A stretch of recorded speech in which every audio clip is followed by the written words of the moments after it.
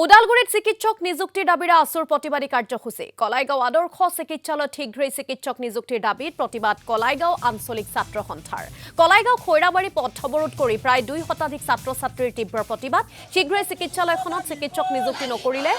অনাগত সময়ছোৱাত জংগী আন্দোলনৰ হুংকাৰ প্ৰদান কৰে প্ৰতিবাদকাৰীসকলে উল্লেখ্য যে চিকিৎসালয়খনত সম্প্ৰতি মাত্ৰ 3 জন চিকিৎসকে আগবঢ়াই আছে চিকিৎসা সেৱা আজি আমাৰ ওদালগুৰি জিলাৰ বিভিন্ন অঞ্চলৰ লগতে আমাৰ কলাইগাঁও আদৰ্শ চিকিৎসালয়ত এজন ডক্টৰ নাই নাৰ্ছ নাই এক্সামিনেশ্যনৰ কাম নাই আজি এমাহ ধৰি আমাৰ কলাইগাঁও মডেল হস্পিটেলৰ বোৰ্ড এখনত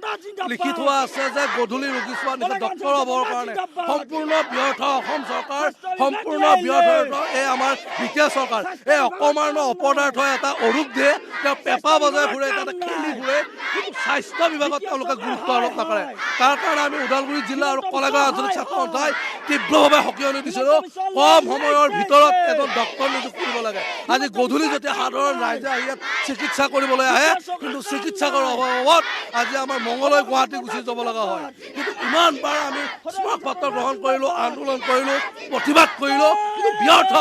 আজি আমি সম্পূৰ্ণ সকীয় দিছোঁ আজিৰ ভিতৰত যদি আমাক কথা নিদিয়ে ডক্টৰ নাৰ্ছ আৰু হাজৰিৰ ক্ষেত্ৰত আমি কলাইগাঁও আঞ্চলিক ছাত্ৰ সন্থা আৰু বৃহত্তৰ ৰাইজে যিটো প্ৰতিবাদ আমি ৰোধ নকৰোঁ